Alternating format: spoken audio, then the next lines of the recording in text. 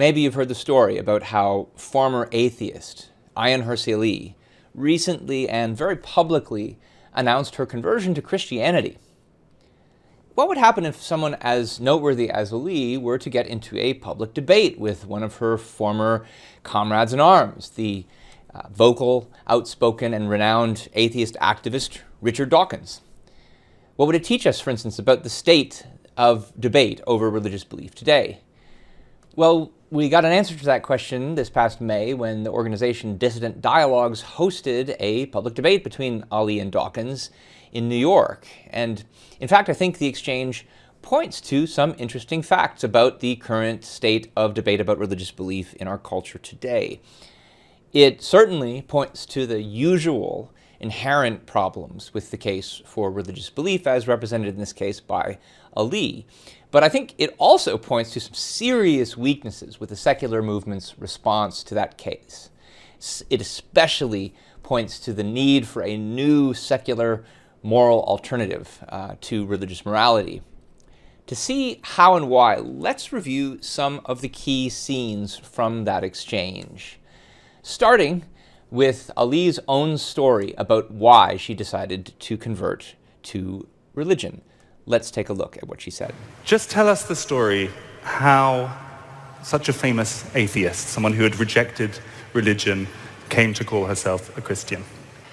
I had a personal crisis, having reached a place where I had absolutely nothing to lose. I prayed, and I prayed desperately. And for me, that was a turning point. And what happened after that is a miracle in its own right. I feel connected to something higher and greater than myself. My zest for life is back.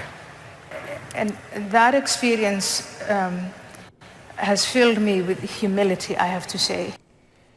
Now I gotta say, I sympathize somewhat here with Ayaan Hirsi. She courageously defied Islam for years and endured threats to her life from Islamists. Few in the West came to her defense, and I'd be depressed too if I tried speaking up for Western values and almost nobody said, "Thank you, you are right, let's give you some credit." But what does any of this have to do with justifying belief in an invisible, supernatural, all-powerful entity? How would believing in such a being give you zest for life? If you watch the video, it's not obvious that she has zest for life. She often seems uncertain. When she's coherent, sounds like she's using somebody's talking points. And anyway, how is zest for life compatible with adopting the value of humility? How can you have this zest if you think you're nothing but a lowly being who's incapable of knowing the universe through your own powers, worthy of prostrating yourself before some higher power? Dawkins at least asks the first of these questions. Let's see how that goes. That's a moving personal story, but to call yourself a Christian has to believe in something. I mean, do you really take it seriously that Jesus is the Son of God, Jesus rose from the dead, Jesus was born of a virgin, and that's part of Christianity? I would say you're coming at this from a place of there is nothing.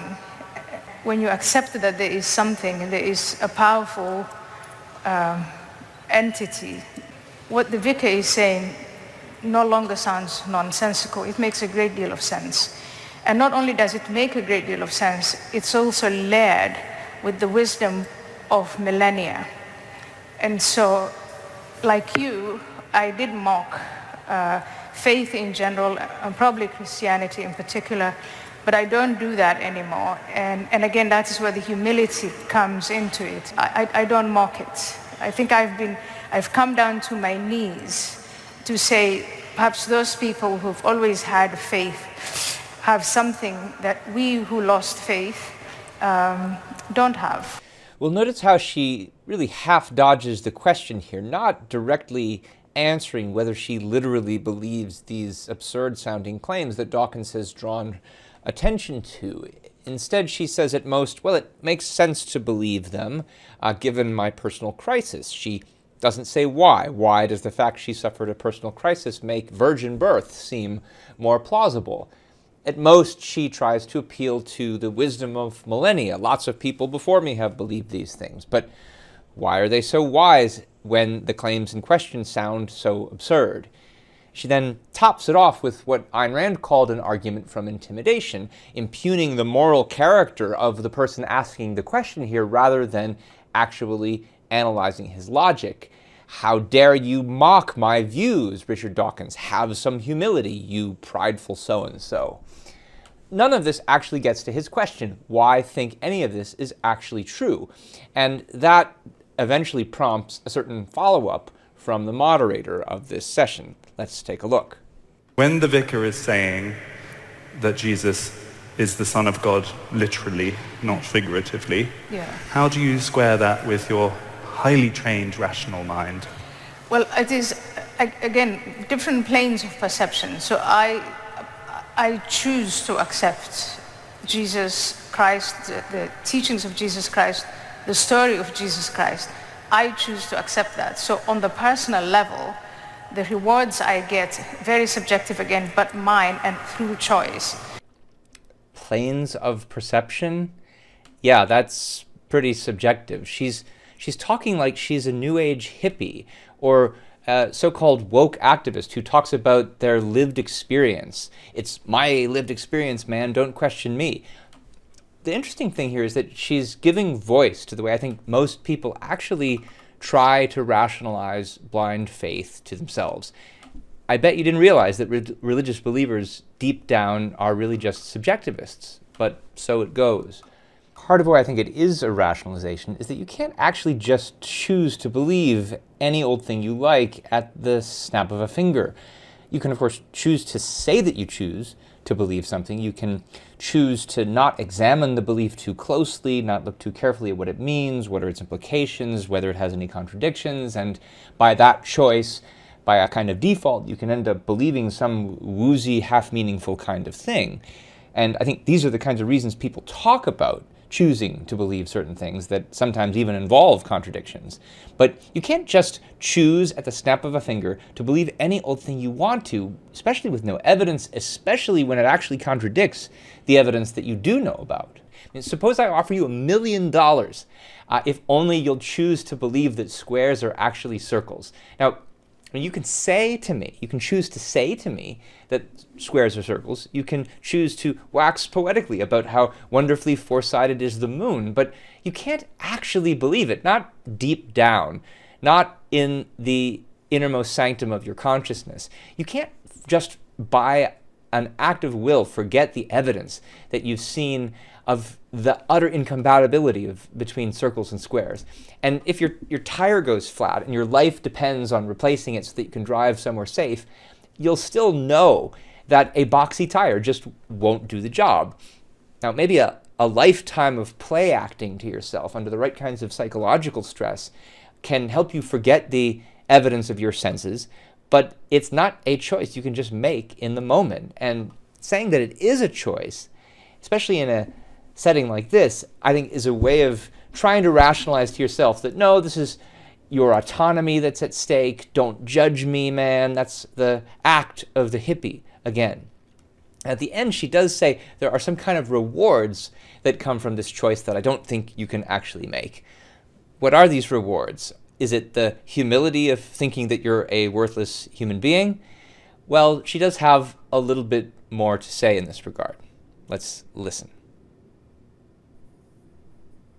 Aside from my personal experience, the history of Western civilization is mainly Christian, and the challenge of Islam to Western civilization can be countered and should be countered with the message of Western civilization, which is essentially Christian. No, sorry, it's just not. To say that Western civilization is essentially Christian neglects more than half of the history of Western civilization. What about the classical civilizations of ancient Greece and Rome, which gave us the values of philosophy and the first sciences well before Christianity? what about post-Renaissance and post-Enlightenment European culture in which the values of Greece and Rome were rediscovered and then improved upon?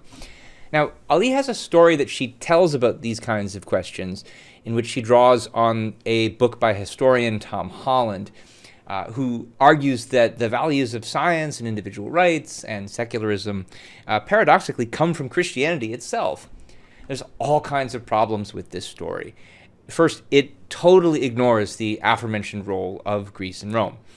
Second, it relies on whitewashing the history of the Dark and Middle Ages as anything other than an age of faith. Usually this works by pointing to the work of certain philosophers who made advances, usually with the help of Aristotle, forgetting, of course, that he was pre-Christian.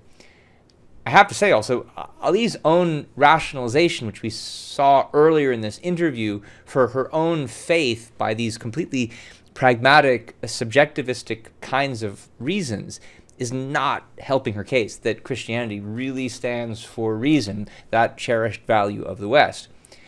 Finally, the story that she and Holland tell usually relies on failing to grasp the real meaning of key Western values like individual rights. I just gave a talk on this subject at our recent Objectivist conference in the summer of 2024, and the nutshell is basically no view of morality that endorses humility as a value can make sense of the concept of individual rights. The founding fathers of America, for example, stood up for individual rights because they were men of pride and self-esteem. They were unwilling to humbly bow before a king and therefore willing to risk their lives for the fight for freedom to pursue their happiness. If you think that you can beat Islam, which in Arabic means submission, by valuing Christian humility, you've got another think coming. So let's see what Dawkins has to say in response to all of this. It is a scientific hypothesis that there is a supernatural creator. And I don't see how you can get to that from feelings of personal comfort or feelings of political necessity. You have to get to that from thinking. There is a difference from saying that being in a certain psychological place is consoling and comforting and offers you a meaning of life and gives you a purpose in life, all those things which are wonderful. And I have them too. They're a bit different, but I too have a purpose in life. I have a meaning in life. But just simply because something gives you a meaning and a purpose in life, it doesn't make the existential claims true. And Christianity, like any other religion, makes claims about the world, about the universe, which are either true or not true. And I may be wrong and you may be right. They may be true. But the mere fact that they're comforting doesn't make them true. That's an important point.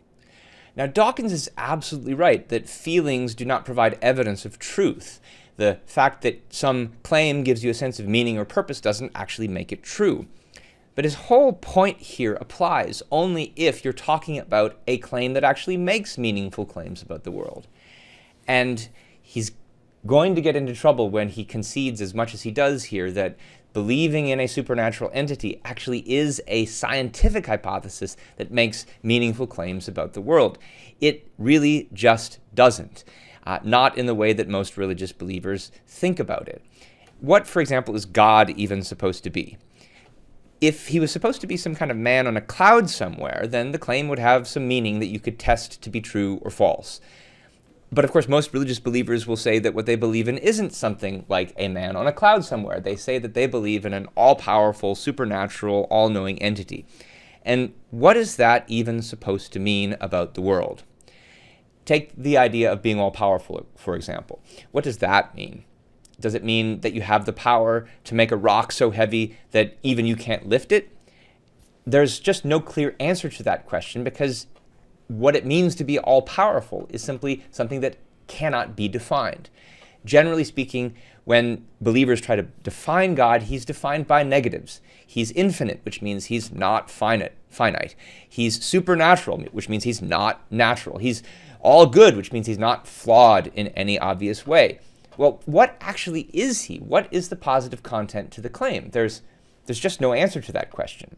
And outside of the scope of what does it mean to be God, religious belief generally works the same way. So think about what they talk about when they say they know that there's a God. They're aware of him somehow. How? Well, not with any of their senses, but with faith. What is faith? Well, it's something that gives you access to a higher plane of perception, which means, again, not one of the ordinary 5 senses. That's what we saw Ayaan Hirsi herself saying. Even when they try to argue for the existence of God, ostensibly from some kind of evidence, you see the same kind of arbitrary tricks being used. So you may have heard of the first cause argument for God, that there must be a first cause, nothing comes from nothing, so God must be the first cause. He must have created the universe. Well, created it out of what? Usually creators, they work with materials. But in this case, they'll say, no, God created it out of nothing. What kind of creation is that? Well, it's a special kind of creation, not like the kind that you're familiar with. Again, a claim here that really just doesn't mean anything cognitively speaking. At the end, you'll notice Dawkins even concedes that this arbitrary notion of a God might be true. It might be false, it might be true. Let's take a look to see what Ayaan Hirsi does with that very dangerous concession. But I agree with you on that point. The mere fact that they are comforting doesn't make them true, but the hypothesis that there is something rather than nothing is something you can't disprove as much as I can't prove materially that Yes. Jesus was born out of a virgin. So her only response here is the classic dodge of those who rely on arbitrary claims. You can't prove it's not true. It's a classic dodge because the way she set things up, she's right. You can't disprove her claim. Her claim is arbitrary and has no cognitive meaning. That's the trick of standard religious believers, to manufacture some kind of claim that is just designed to be insulated from refutation because it's designed to be disconnected from any kind of observable evidence. But if Dawkins then goes along and pretends with her that it is an actual scientific claim, well, a scientific claim that can't be disproved is one that you then should think it might be true, and then you can hold out hope that it might be true, and that's exactly what faith is supposed to be all about.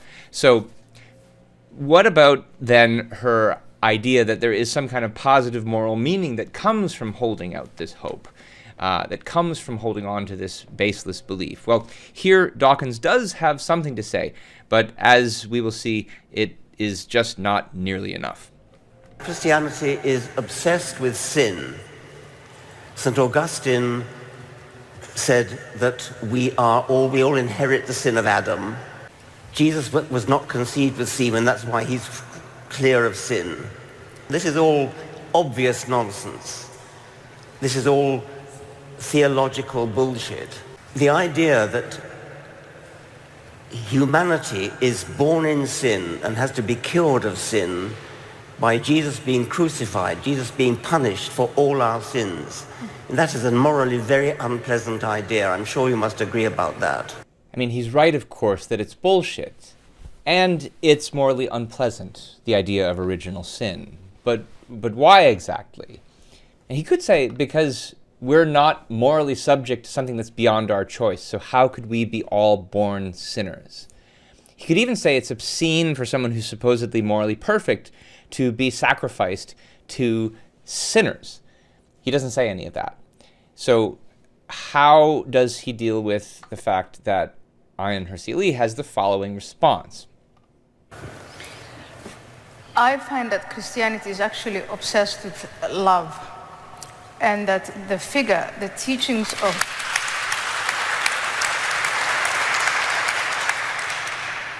the teaching of Christ, as I see it, it's a message of love, it's a message of redemption, and it's a story of renewal and rebirth. And so Jesus dying and rising again, for me, symbolizes that story. Well, it's nice that it symbolizes it to her, again, very subjectively, continuing with her theme. But what does it mean in fact?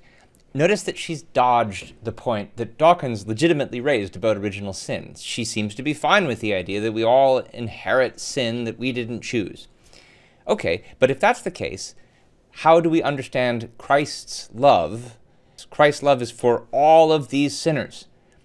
That is an idea that empties love of all of its meaning, like all of these other arbitrary uses of concepts that she's been making. If you love everyone and everyone is a sinner, there's no discrimination between virtue and vice. There's no response here at all to values. That's not what we mean by love. This is the supposedly meaningful purpose that the wisdom of millennia has supposedly given us. I'm not too impressed. So what does Dawkins have to say about this view of love that she's offering as the reason to have this faith? Let's see. I think Ayaan has described me as the most Christian person she knows. When you say Christianity is a religion of love, Jesus, I think, was a very, very great character, a very loving character. The bad things about Christianity actually stem mostly from what came afterwards, and Paul and the other Christian apologists who came up after him. First of all, note that he's conceding the idea that there's something good about Christian love. Now, it's true that the worst of Christianity really comes out of the original sin doctrine that comes out of St. Paul and St. Augustine, as he notes, but it's not like there's nothing in the teachings of Christ that give rise to this. In the Sermon on the Mount, Christ starts this new moral revolution, denying that this world is important, saying that instead we need to affirm another. And in doing so, he champions the idea of this unconditional, meaningless love that we talked about a moment ago. It's because nobody can actually live up to this kind of meaningless love. Because in real life, you have to distinguish between what's good and what's bad, between what's vicious and what's virtuous. And so nobody can live up to the false ideal of unconditional love. And that's what makes people tempted to think that therefore we're all sinners, because you can't live up to that ideal. As long as you're alive and you love your life more than death, you're by that standard a sinner. So Christ is the one who plants the seeds for the bad ideas still to come. And certainly in the Sermon on the Mount, you have the idea of humility, the idea that we should be like lilies of the field and depend wholly on the Lord for our purpose in life. That's the whole idea of submission that Islam also prominently features. So, do secularists have any distinctive values to offer the world? Well, it really matters for reasons that Ayaan Hirsi herself is going to point out. I look at these universities, the most illustrious universities of the West, and you've all shared with me images of young women draped in keffiyehs, the symbol of Hamas, performing the Muslim prayer. And tell me if those kids are not morally and utterly lost. Because in the last 6 decades, we pretty much demonized Christianity and the teachings of Christianity out of the public space, out of school, out of universities.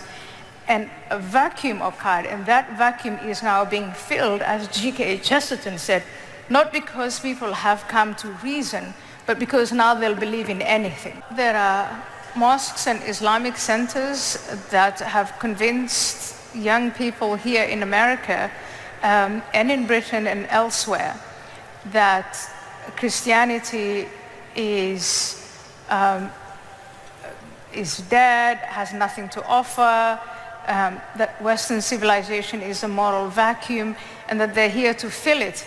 And to my astonishment, it seems as if they're making an impact. Look at all these so-called pro-Palestine protests. They're adopting the religious frameworks offered by Islamists. So, to be sure, she is right that there is a moral vacuum in the West today, and that young people desperately need some kind of rational moral guidance. But what is the moral framework that she claims these young students are embracing in the absence of Christianity? It is just complete BS to say that they are becoming influenced by Islam. It's true that there are a few protesters who were seen pretending to pray like Muslims. Many of them wear the keffiyeh. But who is it, again, that says that we should love our enemies and turn the other cheek when attacked, which is exactly what these young protesters are saying when they protest the war in Gaza? That, of course, is straight from Jesus' Sermon on the Mount. And it came before there was St. Paul, before there were ruminations of original sin. That is the attempt at the unconditional love that she is so happy about. It's an attempt, of course, because in practice it only amounts to a kind of promiscuous love that penalizes the virtuous at the expense of the vicious. She says that these people will believe anything. Well, why is it that they've gotten used to believing anything? Religion has gotten them to the point of being used to believing absurdities like original sin. And it's not an accident that the so-called woke movement's idea that all white people are inherently racist is just a new idea, a new version of the original sin doctrine. So it's true that there is a moral vacuum here that is being filled, but it's being filled by a secularized version of Christianity. That's all that the morality of the so-called woke really is. And so what kind of alternative can secularists offer to this? Richard Dawkins has an answer. What do we then have to offer to these young people who are seeking something? Rational secular humanism.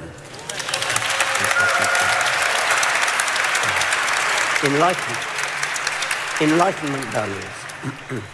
Rational so do you share Ayaan's diagnosis, the mind virus of wokeism, as she puts it, of yes. Islamism's return to Yes. parts of the West?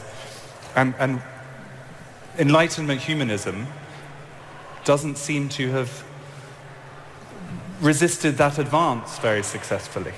Well, let's press it harder then.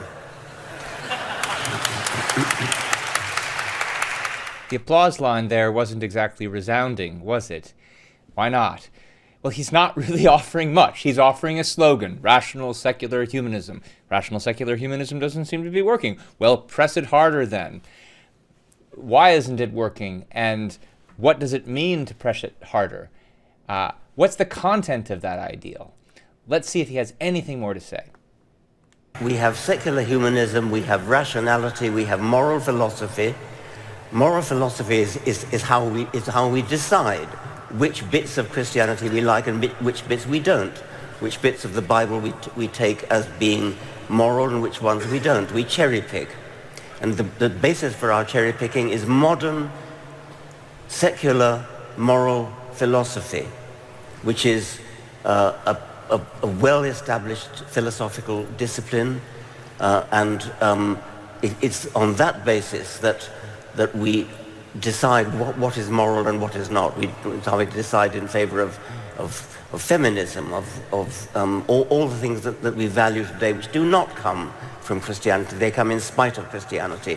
It's not really doing you a favor when you describe your new philosophical methodology as cherry picking. So he's saying secular humanists can use rational, secular, moral philosophy. Well, that is very vague. There are many different ostensibly secular moral philosophies. Which one does he think we should use? Consequentialism, Kantian deontology, Rawlsian egalitarianism, or some kind of neo-Aristotelian ethics, maybe Ayn Rand's objectivism. These are positions that disagree about a lot. And if you just leave it at that, you're characterizing a debating society. And that's not going to offer guidance for young people who are desperately in need of guidance. It's especially revealing, though, that he describes it as cherry-picking which parts of Christianity we actually like. And that is, unfortunately, an accurate depiction of the way at least academic secular moral philosophy often works. It is a version of subjectivism very often. They call it the method of intuitions. They look at cases. Cases give them a positive feeling or a negative feeling, and on that basis they try to formulate some kind of principles. But this doesn't sound very scientific. It sounds like another version of the same subjectivism that Ayaan Hirsi is relying on. And it's also relevant and revealing that it's about, he describes it as about cherry-picking the parts of Christianity that we like and the parts that we don't like, which suggests that Christianity is the whole starting point. And if you think about the way that at least academic secular moral philosophy works, it's actually true, because secular moral philosophers like Dawkins start by saying, yes, we agree with Jesus Christ's idea of unconditional love. That's the moral ideal. And then let's try to debate over the details of how that's implemented. Wokeism, so-called, as both of these interlocutors describe it, is really just one version of secular moral philosophy. Wokeism is what they call egalitarianism. That's the one that comes from John Rawls, the one that says that whenever there's a hierarchy of power, you have to favor the weaker instead of the stronger and the more able. That's a product of the secular moral philosophy that he's endorsing. But as I think he would concede, the so-called woke movement, which has embraced this egalitarian philosophy, which is inspired by Christianity, is not giving him or the students the kind of rational, scientific alternative that they need. So where are we to look to find one? There's one last clip I want to share from Dawkins, which suggests just how much we do need an alternative, because it points to, I think, the heart of his own attitude toward morality. So would you have preferred for your erstwhile new atheist colleague, Ayaan, not to have converted? Having heard her story, would you rather... No, I wouldn't say that. I'm just saying that religious belief is bigger than what gives you comfort. Or it's bigger than morality, it's bigger than what gives you comfort, it's bigger than what gives you a bulwark against Islam. It's something huge, it's something terrific, and it's false. So he's saying that feelings don't determine truth, that truth matters more than anything, but it has no implications whatsoever for whether we judge people who believe things that are false on the basis of no reason whatsoever. It has no basis for, say, deciding that maybe Ayaan Hirsi shouldn't have converted, that it was a bad idea, that it was maybe a little dishonest. If you were serious about a secular approach to scientific morality, you would start off with the absolute value of the truth. And that would be a no-holds-barred endorsement on your part.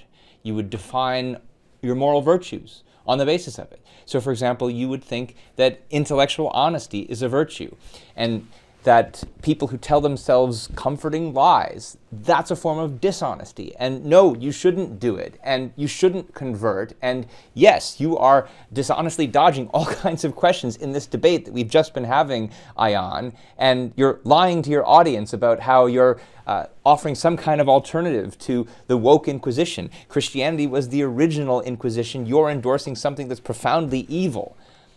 You would have also been able to formulate a number of other virtues on that basis. You'd be able to explain why justice is a virtue, because, well, if truth matters, then truth about the character of other people matters, as opposed to unjustly being merciful, to not dismiss their dishonesty because you think they've suffered in their life. Or integrity is a virtue, because if truth matters, then you should actually act on that truth, and you should condemn immoral people, even though it feels bad to do it. And you should think that pride is a virtue, because, well, if truth matters, then you want it all the time. You want it on everything, including on questions about morality, as opposed to deferring to some set of authorities from the past, all for the sake of being humble. This is, of course, the direction that Ayn Rand's own objectivist ethics takes, and I'll recommend some ways to learn more about that in a minute. But I'll end by saying that last virtue I mentioned, the virtue of pride, is something that Dawkins could especially use a dose of, especially against these accusations that he is not being humble coming from Ayaan Hirsi. He himself has been touting the virtue of humility lately, saying more atheists should be humble. I'll close by offering some resources you can use to learn more about some of the ideas we've discussed today. All of these are taken from the pages of New Ideal, the journal of the Ayn Rand Institute, of which this is the podcast. First, an article of mine called The Old Morality of the New Religions, from New Ideal, January 4th, 2023. You can find this online at bit.ly/old-morality. The old morality here is the morality of Christianity, which I think accounts for the irrationality of the new religion, which is the so-called woke movement, in other words, egalitarianism. I account for the connection between the two of them. Next, a second article of mine called Debunking the Supernaturalism That Haunts Secular Ethics, from New Ideal, October 11th, 2023. You can find this at bit.ly/secularethics. This is an analysis of the various secular moral frameworks that have been offered by Richard Dawkins, among others, showing how their moral doctrine is essentially drawn from Christian morality as well. So the moral alternative that Dawkins and other secularists are offering is really not that new. It relies on various metaphysical and epistemological assumptions taken straight from Christianity. So there's really no innovation happening here. Some innovation is desperately needed.